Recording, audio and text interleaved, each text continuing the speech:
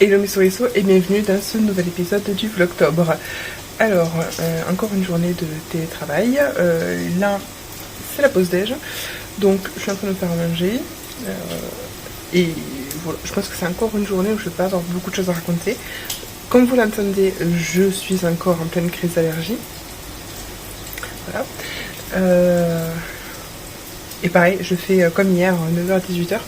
Donc, je pense qu'il n'y aura pas grand chose. Mais bon. Sait-on jamais, j'ouvre quand même le vlog puisque ce mois-ci c'est un daily. Alors pour aujourd'hui, pour ce midi, ce soir et demain midi, donc je vais avoir ces faux poulets, parce que oui c'est pas du vrai poulet, ça c'est du faux poulet, des salsifis. Je vais tenter de les faire au pesto vert, on va voir ce que ça donne.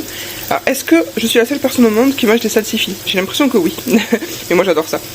Et là j'ai de l'eau qui bout pour ajouter des ramen. Et en fait ça va me faire 3 repas parce que vu les quantités que je mange, ça je vais le recouper. Je vais couper un petit peu 2 tiers, 1 tiers de chacun. Et ça va me faire 3 repas, ça pareil. Et puis les ramen aussi parce que je les fais un peu sauter donc du coup ça gonfle pas mal. Du coup ça va me faire 3 repas. Alors voici ce que ça donne, j'ai pas encore goûté, mais j'ai l'impression d'avoir des cornichons ici, c'est un peu trop bizarre. Pour l'esthétique, clairement on repassera. Voilà, c'est tout ce que j'aurais à dire. Alors je viens de goûter et en fait, les salsifis au pesto vert, c'est super bon. J'aurais pas cru, mais franchement, si vous aimez les salsifis et le pesto vert, testez, c'est franchement sympa. Et donc du coup pour le faux poulet c'était un test aussi, donc c'est la marque Accro qui fait ça. Je suis désolée, j'ai jeté l'emballage, je peux pas vous le montrer, mais bon c'est la marque Accro, plutôt sympa. Alors à condition de bien le griller, les morceaux sont un peu épais, je pense que je recouperai dans le sens de la longueur pour faire un peu plus comme de l'escalope fine de dinde ou un truc comme ça, mais en tout cas si tu le grilles bien, c'est assez proche du goût du poulet grillé, donc c'est plutôt pas mal. Mais la partie à l'intérieur peut avoir du mal à cuire parce que c'est vrai qu'ils sont, ils sont bien épais comme ça quoi. Donc voilà, mais pas mal. Bonne découverte, je pense que j'en reprendrai dès que l'occasion se présente. Alors moi je les prends toujours en date courte ces trucs là parce que je trouve ça très très cher pour ce que c'est et tous ces produits là se congèlent super bien. Donc du coup j'en ai toujours dans le congélateur, acheté dans les dates courtes. Je prends tout ce que je trouve et comme ça j'en ai toujours un peu d'avance. Et voilà. Bon, j'ai fini de manger. Je vais profiter de ce qu'il me reste de ma pause déjeuner pour préparer mon overnight porridge. Donc, en gros, tout simplement, mon porridge sans cuisson. En gros, en fait, vous faites tremper votre flocon d'avoine pendant toute une nuit dans du yaourt ou du lait, selon ce que vous préférez. Du coup, le lendemain, c'est tout fondant, tout ça. Comme si vous aviez cuit votre porridge et que vous l'aviez laissé refroidir en fait. Et c'est le genre de petit déjeuner que je me fais quand je vais au travail notamment. Je peux le transporter facilement. Une petite tasse avec le couvercle ferme. Voilà, et avec un autre couvercle pour pouvoir mettre un autre compartiment. Je l'avais trouvé chez Action. De temps à autre ils en ressortent. Ils l'ont pas tout le temps. Franchement c'est pas mal. Je vous le conseille. Parce que du coup, vous pouvez mettre par exemple une soupe, une salade, un truc comme ça. Et quelque chose que vous voulez pas mélanger, vous le mettez dans le deuxième compartiment en haut, avec bien sûr le deuxième couvercle. Et comme ça, vous pouvez avoir par exemple vos croûtons d'un côté, votre soupe de l'autre, votre assaisonnement de ce côté, votre salade de l'autre. Ou alors tout simplement, vous avez votre plat salé là-dedans. Et ici, vous mettez quelques petits fruits, un petit biscuit pour le dessert, voilà. Et comme ça, hop, tout en un, ça fait un petit bento sympa. Moi j'adore. Moi qui mange pas des énormes quantités, je peux avoir tout mon repas juste dans une tasse. Ça me va. Bon, là en l'occurrence, je la remplis pas la tasse parce que pour le porridge, clairement, je vais avoir à peu près ça dans le fond. Mais c'est quand même très pratique. Le porridge, en fait, pour le faire, je vais vous montrer un de mes grands classiques, une de mes recettes préf et qui est ultra simple. Donc moi je le fais généralement soit avec un fromage blanc, soit avec un skyr. Ensuite, autre élément essentiel du porridge, l'avoine. Alors là clairement, j'y vais toujours au jaugé. Je remplis ma surface là, je fais une belle couche. Donc après ça, pépites de chocolat. Là c'est pareil, c'est vraiment à l'œil. Donc pareil, je tapisse. Là une couche fine quand même. Toujours dans le croquant des noix de pécan. Voilà, petit ajout d'arachide, d'oléagineux. Hop, alors là, j'abuse pas, je mets, on va dire, une poignée. Je les casse à la main. Voilà. Vraiment, je fais pas quelque chose de forcément joli. De toute façon, un porridge, c'est jamais très joli esthétiquement parlant. Un overnight, vous pouvez le garder facilement 2-3 nuits au frigo. Par contre, à savoir que ça va décanter un petit peu. Vous allez avoir de la flotte qui va remonter, du yaourt tout simplement. Et vos éléments type pécan, pépites de chocolat, etc. Quand même vont commencer à ramollir au bout de 2 nuits au frigo. Donc tout dépend de si vous voulez vraiment du croquant ou pas. Si vous vous en foutez, franchement, vous pouvez faire une grosse quantité et voilà, vous servir des petites portions. Comme je disais, 2-3 nuits au frigo. Franchement, au-delà de 3 nuits, je pense que, comme c'est du produit laitier, je pense que ça commence à craindre. Après, je suis pas spécialiste en la matière, mais voilà. Et pour finir, le petit sucrant du miel. Là, attention, pas plus de 2 cuillères à café. Alors, moi, j'arrive à peu près à voir quelle quantité ça me fait. Donc, comme c'est un petit peu résistant, là, que j'arrive pas trop à le mélanger, je pense que c'est que j'ai mis trop d'avoine par rapport à ma quantité de yaourt. Donc, je vais rajouter un petit peu de lait juste pour pouvoir le mélanger plus facilement. Comme je disais, au niveau de l'esthétique, c'est pas la folie, c'est pas le plat le plus sexy. Vous me direz, aujourd'hui c'était la thématique, des plats pas sexy. C'est pas très sexy, par contre, c'est archi bon. Et demain, quand ça aura, quand l'avoine aura bu le yaourt et le lait, ça sera un petit peu plus compact. Donc déjà, ça dégoulinera un petit peu moins. Et voilà, donc maintenant c'est parti pour une nuit au frigo. Et demain matin, j'aurai mon petit déj au boulot. Donc il est 18h24.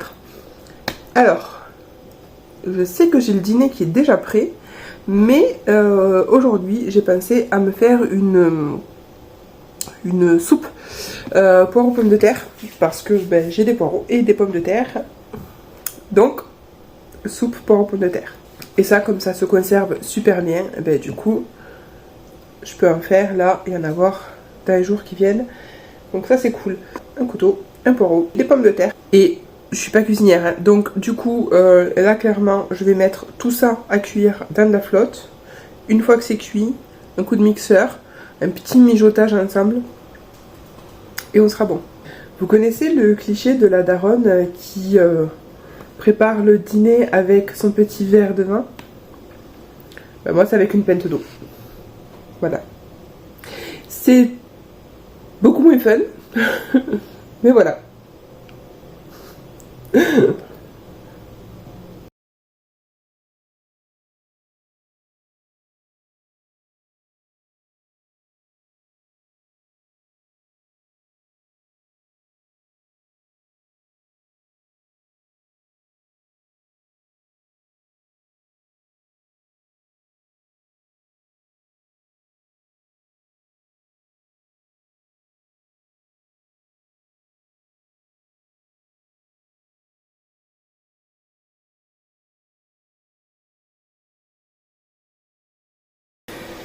Et donc pour accompagner ma soupe, je vais nous faire des croûtons. Mais alors, comme j'ai que du pain de mie, ça sera des croûtons de pain de mie. J'en ai peut-être pris beaucoup là.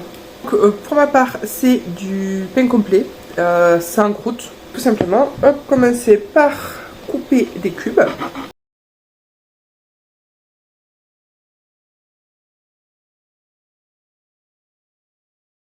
Alors mes légumes sont en train de finir de cuire tranquillement, mes croûtons sont en train de griller, et là mon bol qui attend pour que je le remplisse pour aller mixer tout ça. Et voilà, le tout est en train de refroidir. Mes petits croûtons, ma petite soupe, je laisse tout refroidir tranquillement et après j'enferme et je réserve. Et donc le dîner, ça donne ça. J'ai réduit un peu les quantités de ce que je m'étais mis de côté, vu que finalement j'ai de la soupe en plus. Donc mes petits croûtons, et ma soupe fait vert fluo là. Elle n'est pas vert fluo, elle est vert... Quoique, vert glace à la pistache en fait. Toujours pas très glamour, mais mon salsifis au pesto, des nouilles sautées et un petit bout de faux poulet. Voilà, je me souhaite un bon appétit et à vous aussi si vous regardez cette vidéo en mangeant. Eh bien c'était délicieux, mais une fois de plus j'ai eu les yeux plus gros que le ventre, je n'ai pas pu finir. Voilà. Bon, après ce divers repas, je vais me poser quelques minutes devant la télé et plier du linge. Parce que ça me détend et ça va me permettre de digérer tranquillement. Donc j'ai cette énorme pile, il y a l'équivalent je crois de 2 machines plus ou moins à plier. Donc je vais faire tout ça en regardant peut-être un petit film d'horreur et voilà. Parce que oui, comme je disais, ça me détend de plier du linge. Pour l'anecdote, quand j'étais petite, je me faisais de l'argent de poche comme ça. En fait à la maison, personne à part moi n'aimait plier du linge. Mais vraiment, ils détestaient tout ça. Et du coup, ben en fait, comme ils voulaient pas plier leur linge, je le faisais pour tout le monde. Je pliais le linge de tout le monde et je me faisais quelques francs comme ça. Voilà. C'était cool. Et le truc c'est que un soir je l'aurais fait gratuitement. Là par exemple, à la maison, monsieur ne plie jamais ses machines, alors que je veux dire, il est adulte, il sait le faire. Hein, mais il ne plie pas ses machines parce que moi ça me détend de plier du linge. Donc du coup quand il y a du linge, il le décroche, il me le met dans la bassine et il attend que je le plie. Bon, ça l'arrange aussi, soyons honnêtes. Mais voilà, moi ça, j'en profite.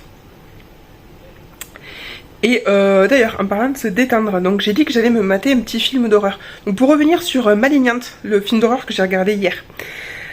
Au final, le concept était super sympa. Franchement, alors je peux pas vous le dire parce que du coup ça révélerait toute l'intrigue. Mais en gros, alors, je peux vous dire une petite partie. Donc c'est une dame qui a une vie assez difficile, conjoint violent, elle a malheureusement perdu plusieurs enfants, etc. Et il y a une dispute qui éclate. La nuit qui suit ça, son conjoint est assassiné. Il y a plein d'autres meurtres similaires qui se produisent. Et elle a des visions en fait de ça. Grosso modo là je vous ai pas vraiment spoil parce que ça c'est vraiment les premières minutes, c'est la mise en place de l'intrigue. Donc là je vous ai rien spoil en vrai. Et voilà, et en fait il faut le voir parce qu'il faut voir le pourquoi du comment elle a ces visions en fait. C'est ouf. Franchement, tu peux le voir un peu arriver. T'as des indices à droite à gauche. Mais à la fin, j'étais en mode waouh, franchement, l'idée de base elle était géniale. Donc Malignante, je vous le conseille, voilà. Si vous n'avez pas peur de voir un petit peu de sang, franchement c'est pas hyper gore, mais il y a un tout petit peu de body horror vite fait quoi. Donc pour ce soir, je sais pas du tout ce que j'aime regarder parce qu'en fait je suis seule à la maison ce soir.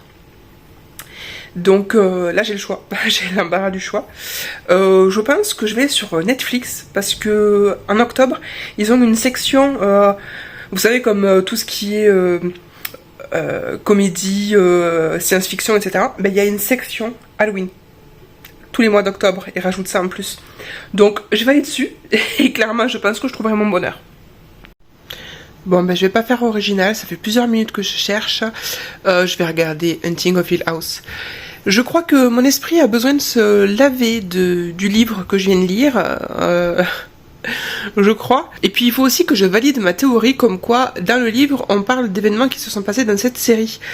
Parce que on nous parle d'une famille dans les années 80 et de mémoire ça se passe dans les années 80 en partie. Et il faut que je vérifie. Parce que sincèrement, et là où je l'ai vu quand c'est sorti, c'était il y a 6 ans quand même, mine de rien. Donc je m'en souviens pas. Du coup, let's go hein. Cela dit, j'ai aussi très fortement hésité avec Octoberfaction, quelque chose comme ça. Bref, c'est une histoire d'une famille. Les parents chassent les démons. Et ils ont 2 enfants qui sont ados. Et de mémoire, ils ont des pouvoirs, un truc comme ça. Pareil, je crois que la série, elle a 5-6 ans. Peut-être moins. Non, au moins, je crois qu'elle est de 2020, quelque chose comme ça. Bref, je me souviens pas tous les détails, mais je me souviens que j'avais beaucoup aimé.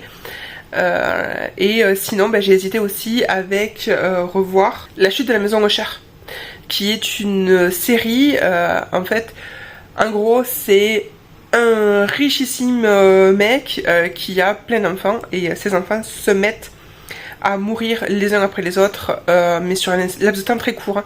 Vraiment c'est l'ordre, je crois, de 1 ou 2 semaines, dans des circonstances mais de ouf. Et en fait chaque épisode et chaque mort d'un de ses enfants est inspiré d'une nouvelle de Edgar Allan Poe. Le titre La chute de la maison Usher, et c'est une nouvelle de Poe. Et en fait chaque épisode est tiré d'une de ces nouvelles, et donc voilà, la personne qui est tuée pendant l'épisode est tuée en rapport avec la nouvelle. Et c'est juste ouf. Là, l'ambiance, le gothique et tout, c'est, la photographie est merveilleuse. Quand t'es fan de Poe, c'est juste ouf en fait de pouvoir voir ça. Et voilà. Bon, tu me diras, niveau gothique, là j'ai hésité entre 3 séries. L'ambiance gothique, automne, Halloween, etc. On est en plein dedans clairement. Donc ça a été dur de me décider entre les 3, mais je pense que je vais regarder Hunting of Hill House, ensuite October Faction, et ensuite La chute de la maison Usher. Parce que dans Hill House et La maison Usher, on retrouve plusieurs mêmes acteurs. Donc histoire de pas me lasser et de pas être un peu perturbée, je vais entrecouper. Mais je pense que dans les jours à venir, je vais me retaper les 3 séries. En plus chacune c'est une saison. Donc ça se fait en vrai. Et voilà, c'est beaucoup mieux comme ça. Voilà, 2 belles piles de linge, mais une belle pile aussi de chaussettes orphelines. Et bon, pour les tâches ménagères, c'est bon, c'est fini pour aujourd'hui. Hein. Du coup, donc là, je vais monter ce vlog. Il est 21h20, ça va. Et puis je pense que ça sera tout. Je pense que là, je vais rien faire de plus que monter ce vlog et ensuite me poser dans le lit, continuer un peu ma série tranquille. Et voilà. Donc du coup, j'espère que cette petite journée cuisine ensemble vous aura plu. Si c'est le cas, vous connaissez la chanson, hein, l'abonnement, le pouce, le commentaire, tout ça. Surtout l'abonnement. Et puis on se retrouve demain pour un nouvel épisode du Vlogtober. D'ici là, prenez grand soin de vous.